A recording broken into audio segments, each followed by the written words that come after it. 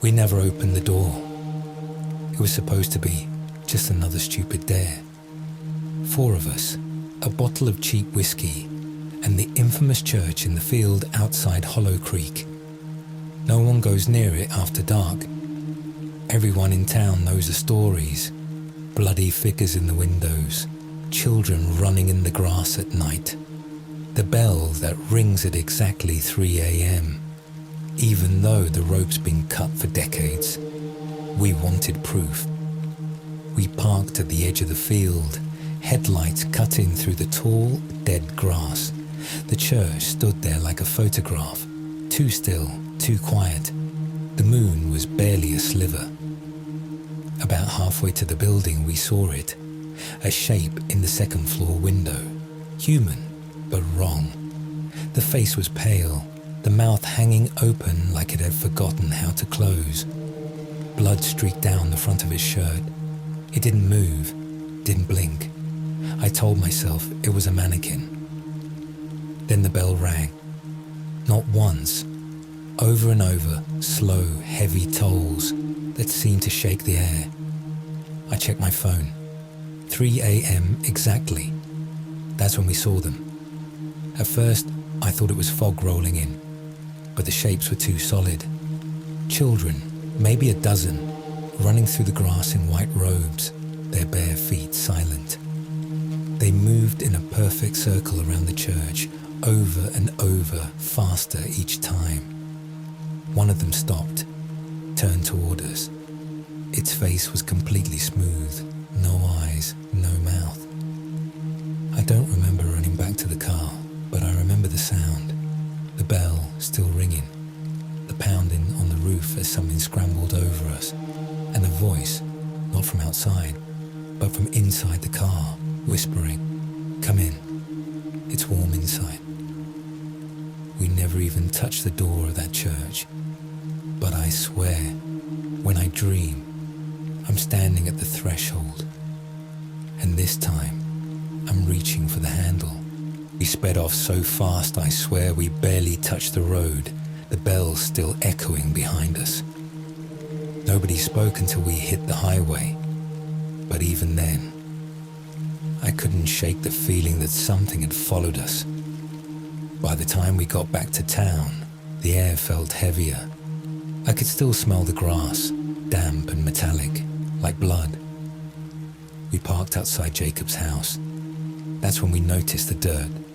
Our shoes were covered in it, dark, wet soil. The thing is, the field had been dry. Maya started freaking out, scraping hers against the curb. That's when she saw the writing.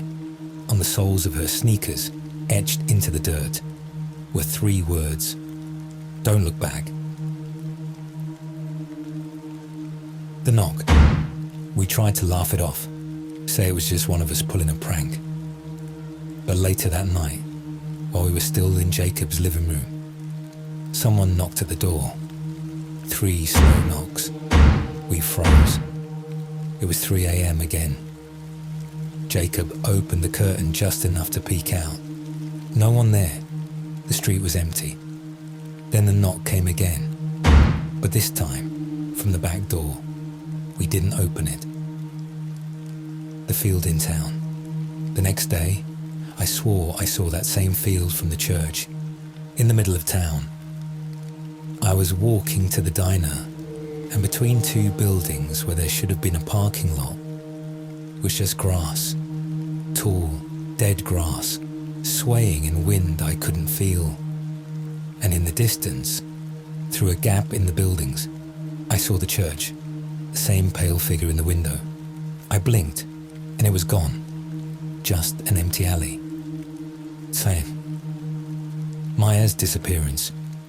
2 nights later, Maya stopped answering her phone. Jacob said she texted him at 2:59 a.m., just a single image.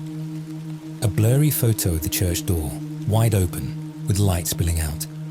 Her car was found on the road to Hollow Creek, driver's door hanging open, engine still running. The return, we couldn't just sit there. So Jacob, Tyler and I drove back to the field. It was colder than before. No wind, no sound, just that church, lit faintly from the inside. We didn't go near the door, but we called out for Maya. No answer. Then the children appeared again. But this time, they didn't run in circles. They stopped. All of them, turning toward us at once. In unison, they raised their hands and pointed at the church door.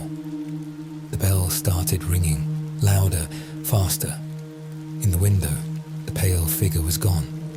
Now, Maya was standing there, white as ash, eyes wide, mouth moving silently. Jacob started toward the door before we could stop him. Tyler grabbed his arm, and that's when the ground beneath Tyler's feet split open like rotten wood. A hand, long, blackened fingers with nails like claws, shot up and pulled him down. The grass folded over as if he'd never been there. The last thing Jacob ran. I ran. The children didn't follow, but the bell didn't stop until we reached the car. When I turned to check if Jacob was behind me, I saw him standing halfway to the church, staring at the open door. I screamed his name, but he didn't move.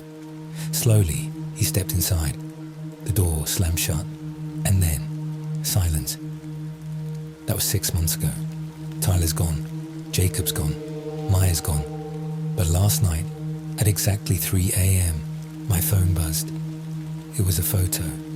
The church door, wide open, and someone standing in the shadows inside, smiling. I think it was me.